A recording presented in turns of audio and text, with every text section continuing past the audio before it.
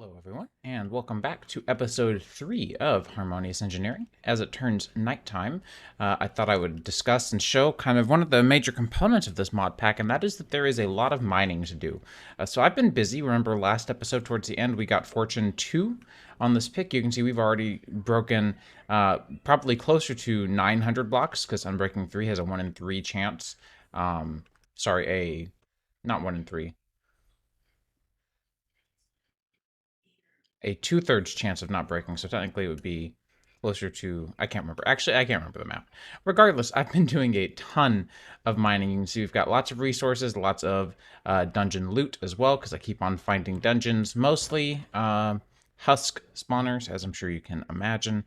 The occasional skeleton spawner. I think I did find one spider spawner as well. And while I was out and about, that doesn't go there, and doing all this mining with the new Fortune 2 pick, which you can see is yielding a whole lot of resources for us now. This feels great to see. While I was doing that, I broke an urn, and urns drop better loot based on the fortune level, if you'll recall my discussion, and I got this helmet, which actually surprisingly isn't bad. I'm probably not going to use it because of the Curse of Binding. But that's not a bad set of enchantments. If I could take it off, I would maybe risk it, but frankly speaking, I think we have a lot of better options ahead of us at this point. So I think I may pass and try to go for like a diamond or something.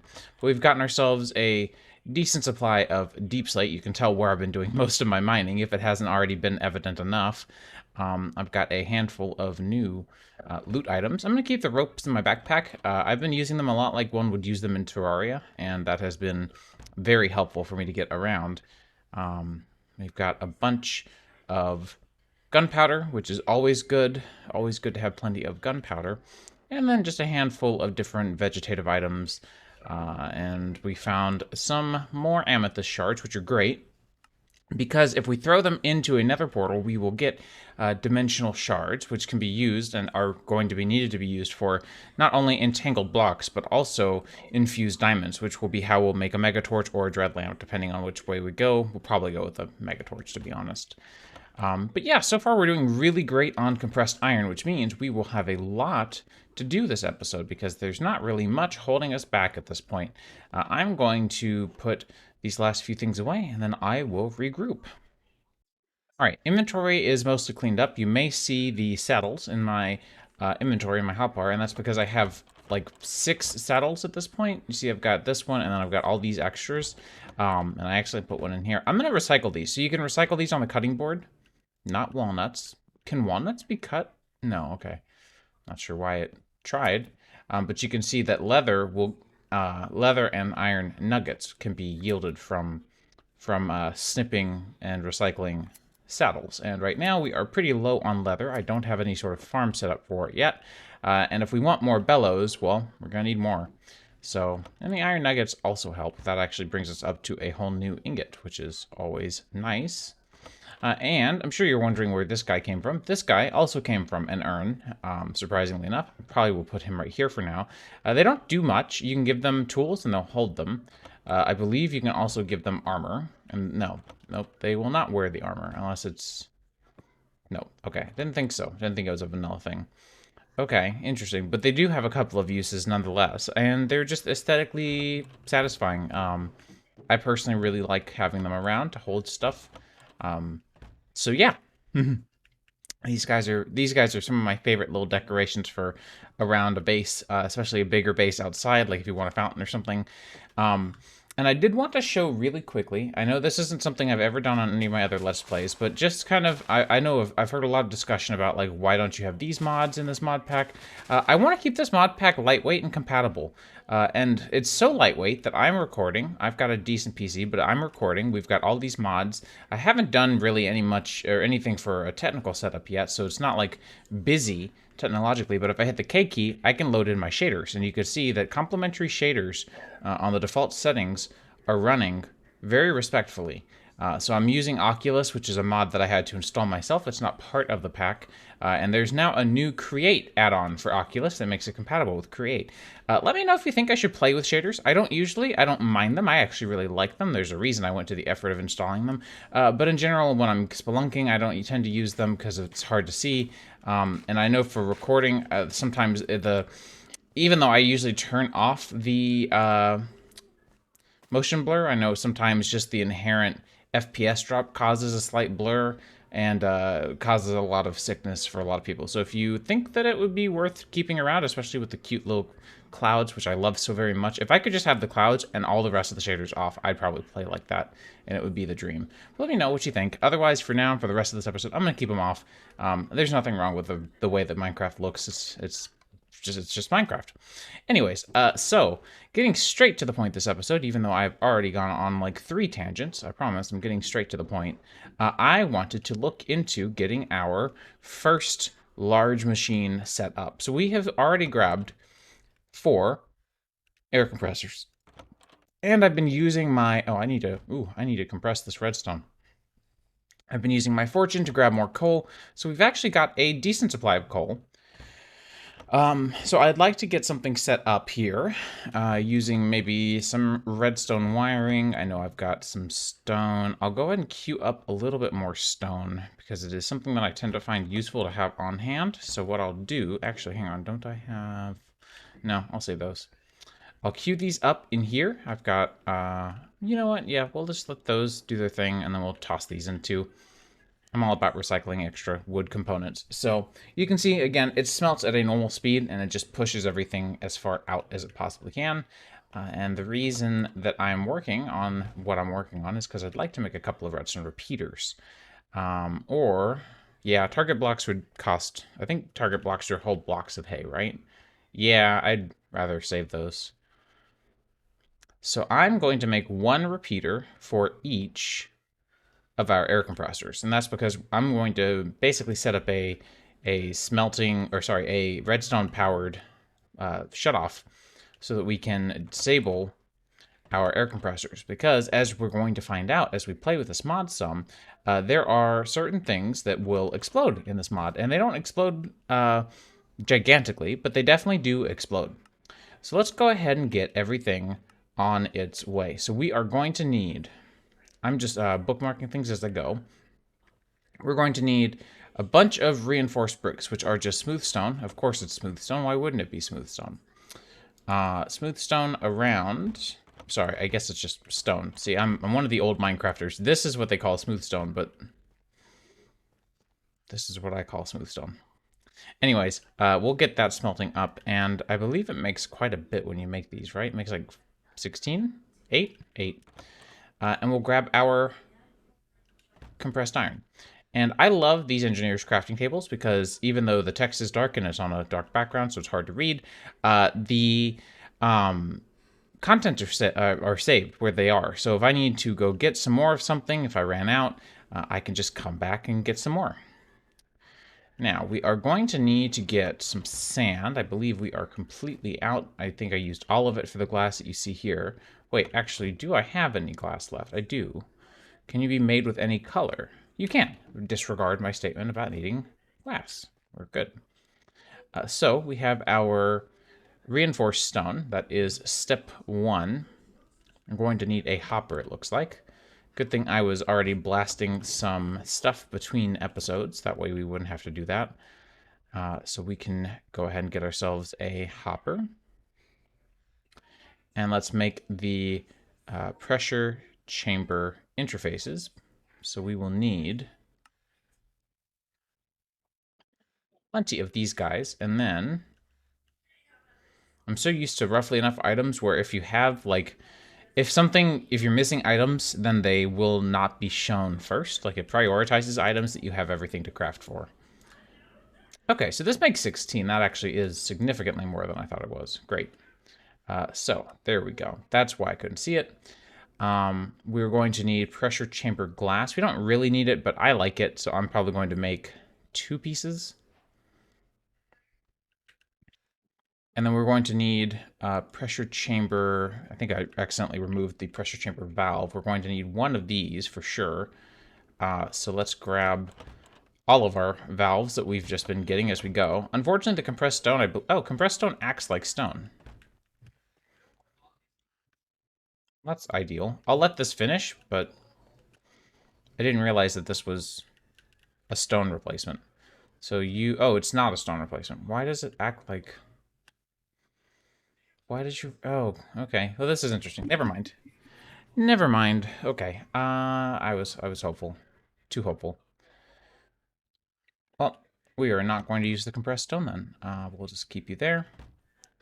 We have our valve that we're going to do, the pressure chamber valve. Ooh, I don't need 16. Right, we can do this. We just need the one. So we'll have interface, valve, glass, and now we just need, I believe, 11 more. So let us do this, then this, then that, and that is everything we need. And it opened up the quest book window just to show you kind of how to do this. We did also get the Pneumaticraft Reloaded book. Where did I put that? In here? That makes sense. And we'll go through the process of creating our first ever little setup for a pressure chamber. So in essence, Pneumaticraft focuses greatly on pneumatics, obviously, but kind of more important than that, it focuses on the balance of air pressure and using air pressure as a crafting mechanic, as a energy mechanic almost, like as a source. So you can do full armor sets and you can do full drones and everything. They're all powered by, well, basically air. So I'm going to take this area. This area will be nicer eventually, but I've got to get the oil out of here first, and then I can cover up and fill in the water. But the oil I want to actually store, so we're going to have to pump that. And that is going to be pretty easy to do. We just have to get a couple of things from Create unlocked to make that a little bit easier, because otherwise it'll be slightly a pain to do. So I'm just going to kind of clear out a little bit of the gravel in this specific area, like around the stone, because the stone I'll probably keep for now. And then I'll come through here and fill it in, probably with the compressed stone, since I don't know what else to do with it. And the reason I'm clearing out all this space over here is because I'm probably going to put my air compressors over here closest to our home. That way I can quickly come over here and turn them off if they are on accident. So here is the setup that we're going to go for. I'm going to go with the 3x3 version of the structure. We're going to put, whoops, and by 3x3, I actually mean 3x3x3. So we are going to put the pressure chamber valve on the bottom. This is where we are going to use our pressure tubes to pipe in. You can see that they connect. Not really a great example. These look like they connect to a lot of things depending on how you have them oriented, but you can see nothing connects here. That makes a turn there. So these are going to connect to our, or that is going to connect to our pressure system that we're going to build up here shortly. So I'm going to dig underneath, I believe here, yep, and go ahead and get that done.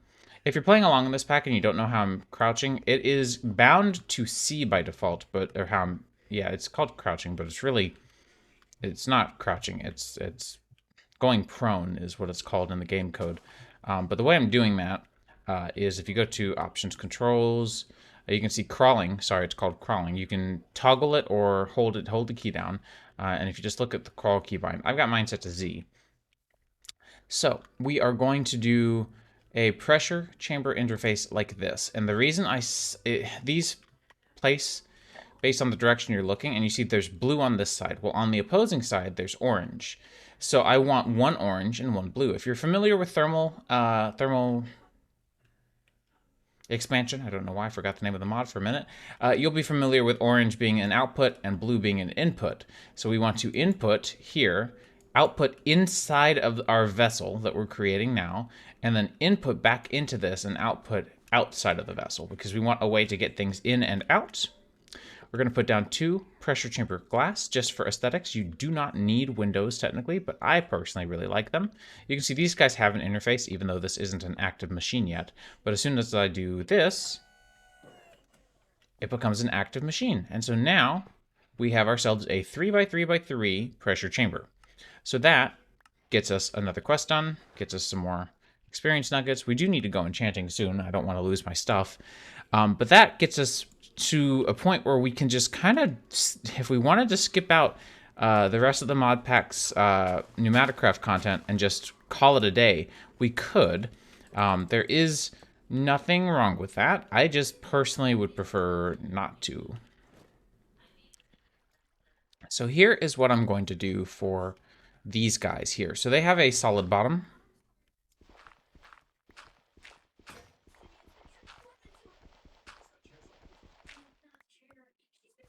What I'm going to do is put a redstone torch underneath them. That way I can have something like a lever over here.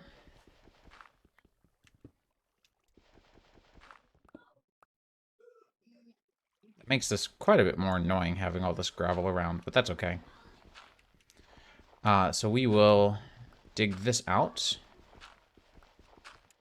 like so. Go and put down our repeaters.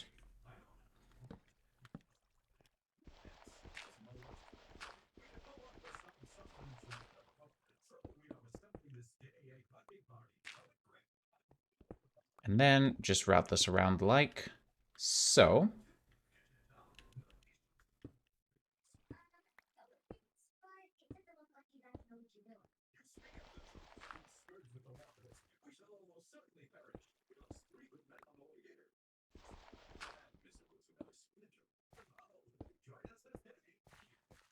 Now all of these will turn off and turn back on. Very simple setup. No major technologies used here at all. Just trying to keep things simple. Now, we are going to need the back access here. That's why I kind of designed this the way I did, is that I want to be able to come over here and grab these tubes and just kind of pump them right over. Don't worry about the aesthetics for right now. Things in Pneumaticraft will be ugly for a while until you can afford and can implement your own setup for a, what is it called? A camouflage applicator? Yeah. And so then you'll be able to afford such luxuries. So I'm going to go over here to the Redstone tab and say high signal for all of these. So that means that they will only run when the lever's on. If we look, we see that this is being an air compressor is going to use a fuel and has a gauge.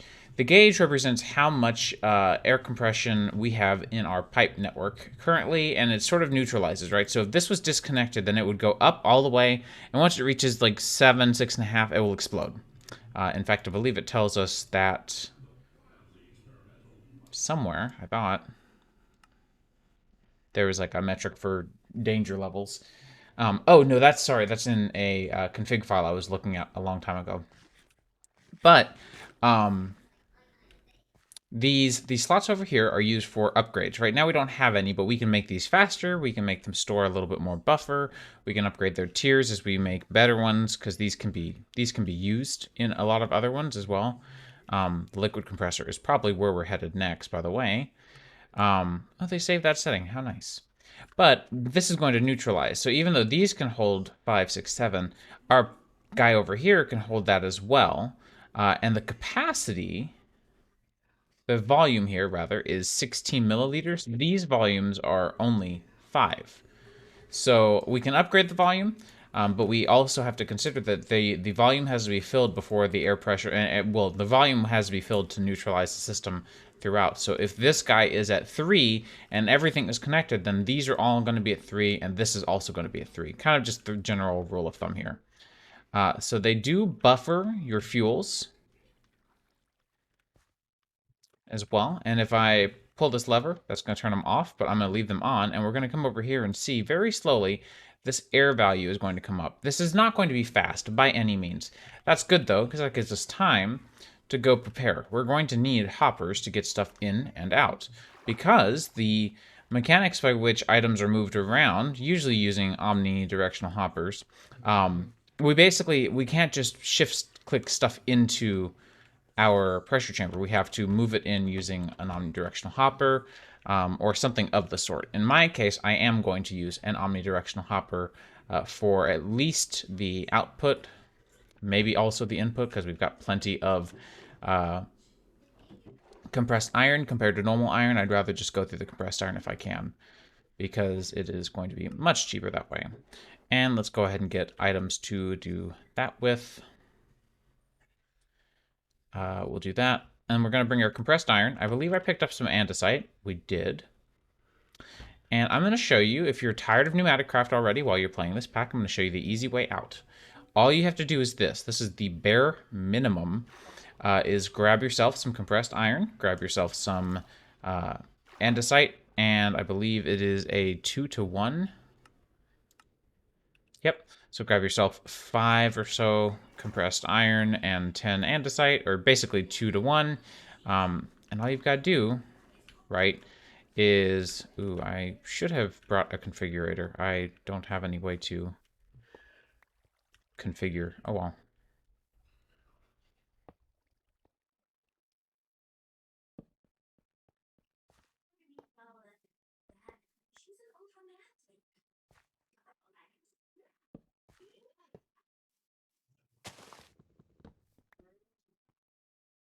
I'll show you how to fix this component here. But I'm just going to toss in 5 and 10. And what you're going to see happen is this side, being the input, you can see the items in there. They're going to pop into place.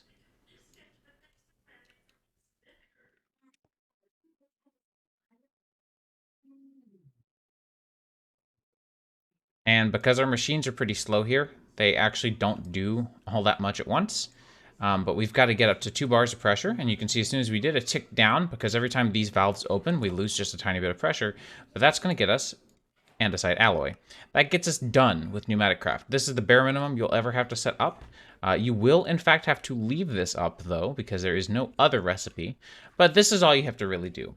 Not the worst, in my opinion. I think that it definitely could be less ideal for a setup. But hey, it's just kind of the way things are at the moment. Did you finish? Oh, you finished and you didn't even tell me. Good. Okay. I was concerned that I didn't get the right amount. So as promised, we do need to do some enchanting really quickly before we lose these levels, either on accident or a terrible mishap. Who knows? I have a diamond chest plate now, so I wanted to see what I might get on that. Cheapskate's not great. Perhaps we look into a diamond, other gear in diamond, because we do have some choices. I may also make another smithing table really quickly. That way we can have one over here at our enchanting station. Because what would be ideal would be to take something like these iron pieces. Probably not the... But there we go. Take the helmet, take that, and see about enchanting and or upgrading all together at once. These boots are pretty okay in shape, so we'll see how that goes. But I've got 20 experience nuggets. I think we can at least kind of give this a try. Put this back there for now. So if we looked at leggings, Ying is not bad. Protection is certainly better. So I guess we'll go for protection 3. Oh, well, Ying. Okay, fair enough. So now you can see that oh, sorry, different helmet. So we can take this guy and combine it with a diamond and transfer that over, like so. How are we doing on chestplate enchantments now? Unbreaking. That's worth looking into. Let me put down a torch to drop this down a bit. 28, unbreaking. Again, I'll take it. Maybe would have liked a little more. Would have been nice. 26, 24. Unbreaking again. Protection. There we go. That's not too bad. Lastly, avoiding's not really all that helpful. Protection 3 is, though. That's not the right thing, though. Cheapskate. Cheapskate is incompatible with mending because it's meant to make mending obsolete by making mending... Or by making repairing in an anvil at a fixed cost. So maybe we look at a pickaxe.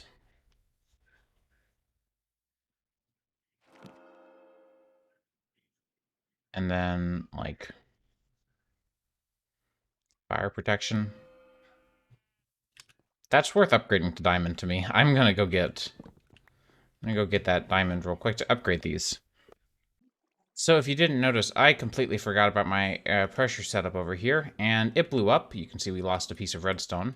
But more importantly, we lost 3 of our 4 air compressors. So that is highly unfortunate, but that was also completely my fault. So I have no one to blame but myself on that one.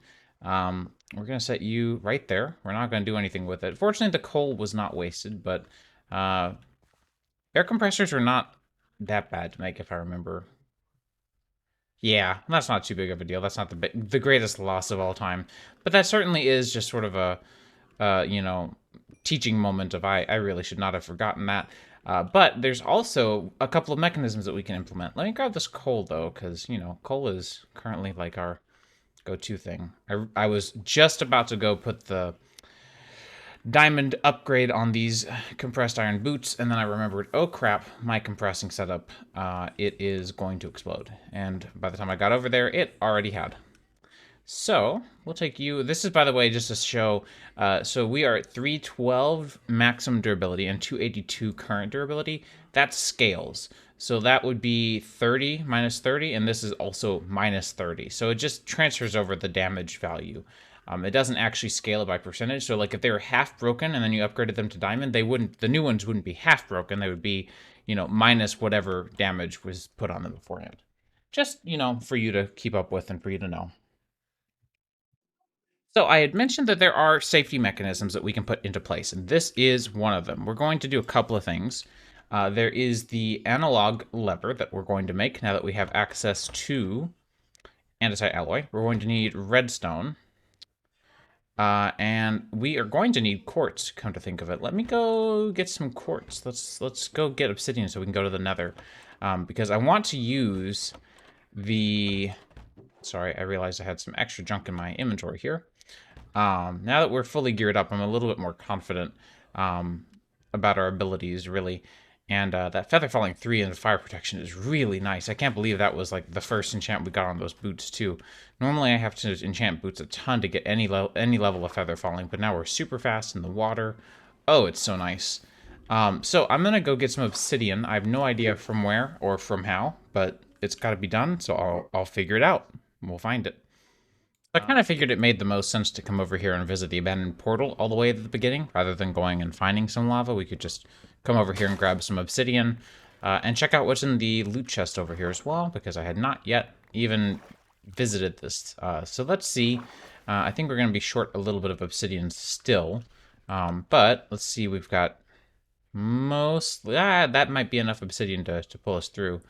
I don't think clocks are used for all that much, so I might just pass on the clock. But we've got some gold blocks, we've got some netherrack, we've got some obsidian all over the place, so let me mine this up. Alright, so that portal had 11 normal obsidian and 3 crying obsidian. So the 2 obsidian in that chest were definitely lifesavers. I'm going to set this up somewhere over here. Maybe right here, actually. This seems like a really clean place to put it. I do apologize. I lost my shovel. I have not made a new one. And for the time being, until we find, you know, more important resources like quartz, I'm just going to use this iron pickup because I've already made it and it wasn't a great enchant. So, and if you're wondering, by the way, so we have Yang. I think there's an angry bear.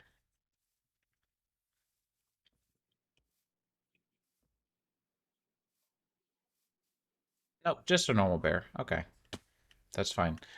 So Yang is up to 50% of the durability will be repaired in the light, and then Yin is dark, Ying rather. So we will be able to repair these all the way up if we somehow got both on the same tool, just by being in light or in darkness. I don't think that's really necessary at the moment, though. So let's just go to the nether and see what we have. Hopefully it's not a bad spawn. Okay, that took a minute, but we do finally, in fact, have our nether generated. Looks like we are in a very large crimson forest. So I'm going to go on the hunt for some glowstone. Sorry, quartz, not glowstone. And I'll report back.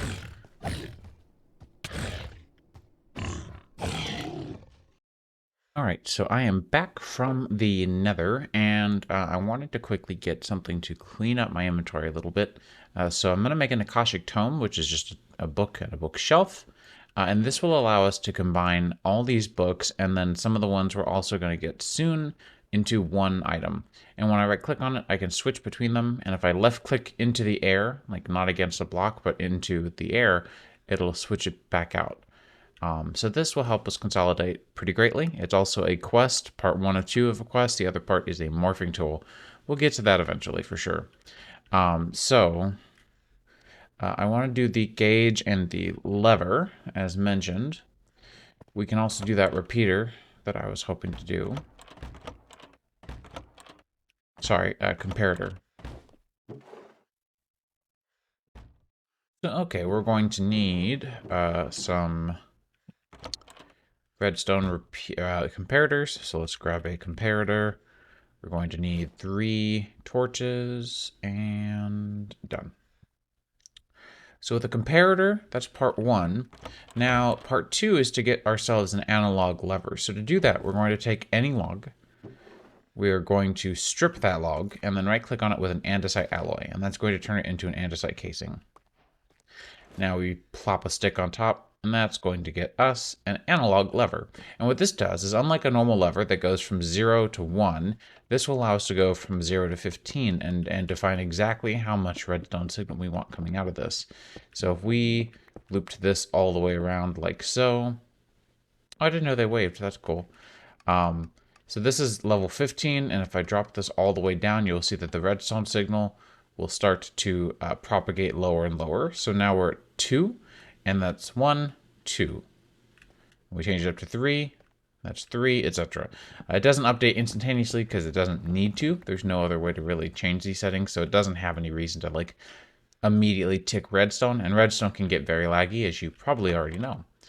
Now, I also want to get one of these pressure gauge tube modules. These are not too terribly difficult to make. We've been picking up some gold along the way as well, so that helps. So the pressure gauge is a component that's used in a lot of different recipes throughout. And then the pressure gauge tube module will allow us to look at the redstone signal, the pressure in a tube, and emit a redstone signal from it, which we're going to use our comparator and our analog lever to basically give us a kill switch that runs automatically. That way, going forward, we don't run into this issue again. Let's go ahead and get more air compressors again. Let's do 3 more. We'll do that. I just need to get 1 more. Oh, right. These planks won't burn, will they? Nope. They will not. We'll do that.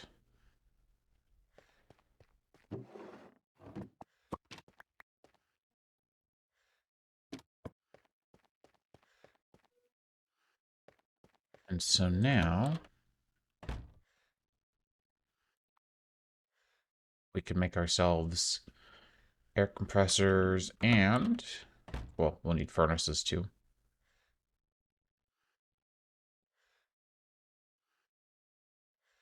Ah, looks like we are short. Shoot. Okay. All right, so that's the 3rd air compressor. Remember, we lost them. And now we can get this started. So, heading back across the water here, which is much faster with our lovely new boots. And I have to say, the Nether did beat us up quite a bit. So our health is not in the best shape. So we have these. I don't need this setup here anymore. Let's go ahead and switch back over to Silk Touch for a little bit. So this part here we're going to continue to need. That's good to have. But we're not going to need every little piece here anymore to be laid out the way that it is. We can actually modify this a little bit. So what we can do, I'm just making myself as much space as possible here because it is nice to have space when doing something kind of complicated like this. So let's see, what was the setting we decided to go with? It was the high signal. So let's actually do low signal. So run until a redstone signal turns on. And when a redstone signal turns on, that will shut these guys off. So what we're going to do is put our tube module down. You can see when you hold it, it kind of looks like it's going to tell you exactly where things are going to be. I'm going to kind of crouch down here, and I believe this is one block, so we might actually, interesting. Not sure how to resolve that necessarily, or if I really even need to, per se. Let's do this. Let's put you here. And we'll just do the redstone from over here. We might need to get a repeater out. We'll see kind of how this works out. We might, maybe we should move this a little closer if we're going to do it like this. So we could do maybe right here in the middle. So we're going to grab a comparator output from this.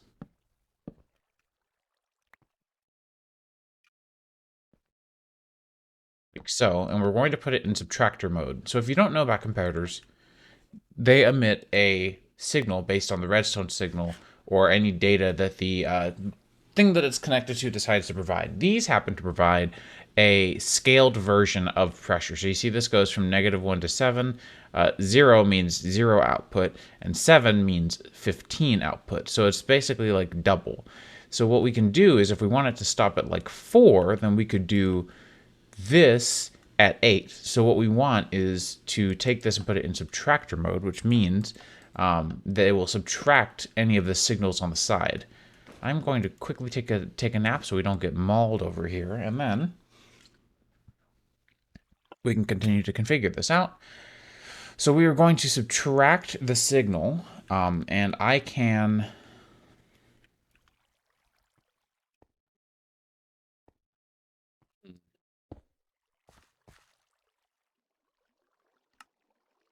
I do have to flip these because I forgot about the redstone torches. We're going to put this here. These are going to start to fill up. And as we come down here, you're going to see that the redstone signal emitted here is going to change.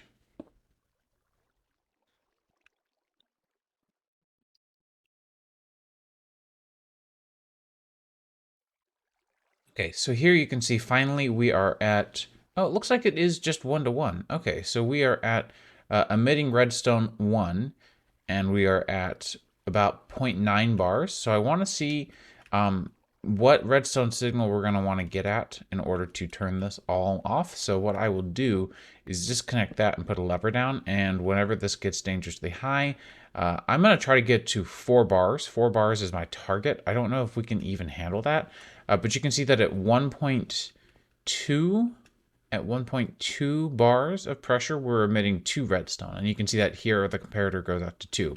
Now, if we subtract 1 from it, then the output... Do I need to move you?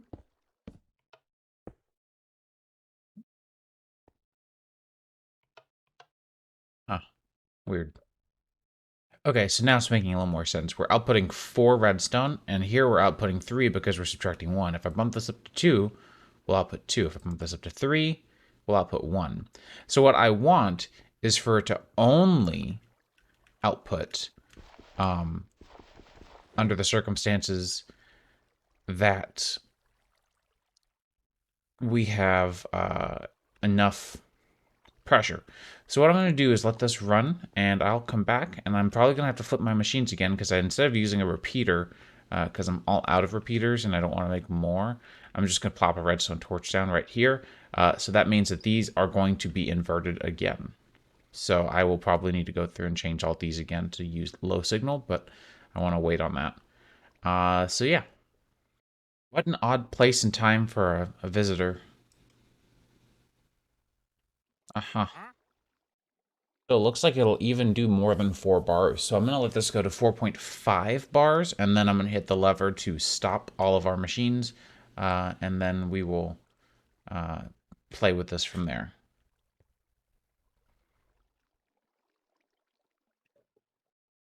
All right, 4.5. I'm going to pull the lever. We're going to stop rising eventually. It does have a little bit extra that's going to create, so we might want to actually change this down to 4.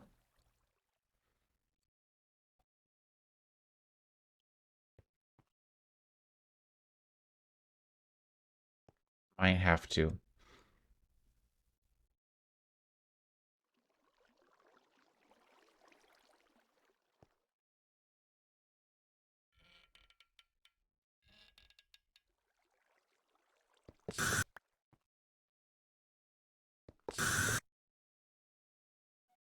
Just trying to drop the pressure down a little bit until these run out. I think we are finally good at 4.9. So I'm going to drop this a little bit more. Because at 4.5, that's redstone of 8. We saw that for just a second. So we are going to want to subtract 7. So we will do 7. And so here we'll have an output of 2. It doesn't have to be an output of 2 necessarily, just an output at all. So now, anytime that this value is high enough, it will turn off all of our machines for us. Now, unfortunately, we did kind of lose some coal there, but that is totally okay. And we can retest this a little bit by letting some air escape.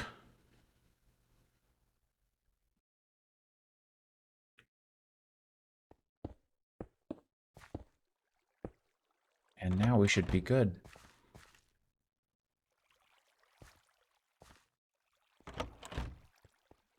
Nice. Okay, yeah, that looks good. All right, so that seems to be working really well. We had to invert our machines. So there are a couple more things I'd like to do before we wrap up the episode, because we do have a great setup going over here.